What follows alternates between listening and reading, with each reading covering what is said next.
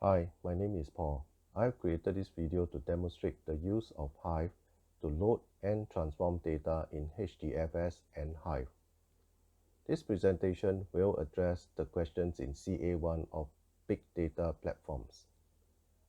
To speed up on this video presentation, I have pre-downloaded this input web log file, log file _20190428_1914.tsv from weblog tracking website to my computer's local drive at subdirectory data.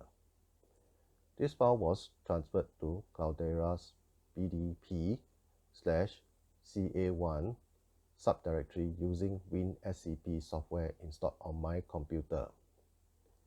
As you can see, I've started up and logged into Cloudera software and opened a few terminals as shown. A listing of BDP /CA1 subdirectory shows the input log file. Before I create the weblog table, I did a listing of tables in Pickin database to ensure it does not exist. We can see that the weblog table does not exist. Now I'll proceed to create weblogs table using Hive's create table command shown on the screen. The show tables and describe weblogs commands will confirm that weblogs table is created successfully and display its column names and data type to ensure they meet the specifications in the assignment. The weblogs table is created.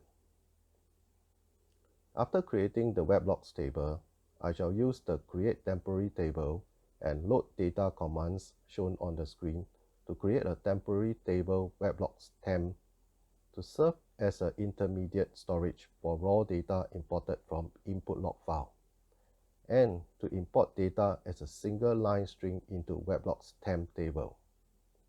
This temporary table will exist only during the Hive session. It will be automatically dropped upon exit from the Hive session. Next, I shall use select count command shown on the screen to count the number of lines loaded into weblogs temp table, followed by the select asterisk from weblogs temp limit 5 command to show the first 5 rows of data in weblogs temp.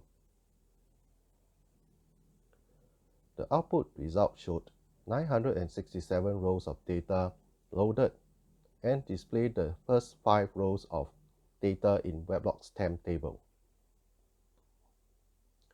Once the data is loaded to weblogs temp table, I shall transform the raw data from weblogs temp table into required output format before inserting the formatted records into weblogs table. The command lines shown on the screen will extract date time, IP address, and URL data from weblogs temp table. Transform the format of datetime to timestamp format as shown on the screen before writing them to weblogs table. The output shows that there are 967 rows created in weblogs table, and this tallies with the number of rows in weblogs temp table.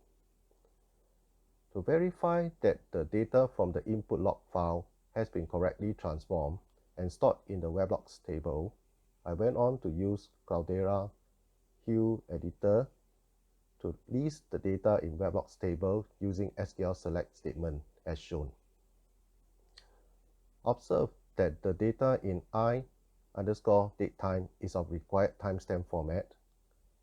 The IP addresses and URL listed are of correct format.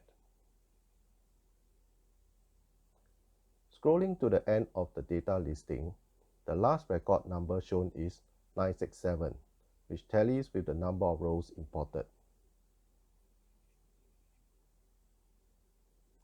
I went on to verify that HDFS/Pickin/weblogs directory is created successfully using the HDFS list directory command. The screen displayed one file named 000000_0 in the HDFS/Pickin/weblogs directory. I shall display the content of all the files stored in this directory and compared with data listed from weblogs table.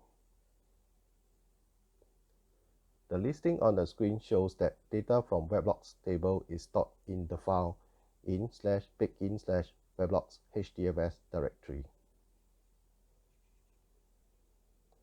Through this video presentation, I have provided answers to all the questions in Big Data Platform CA1 on Hive.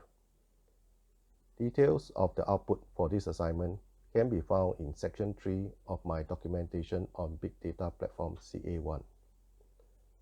I have come to the end of my video presentation. Appreciate your time spent to view it and hope you like it.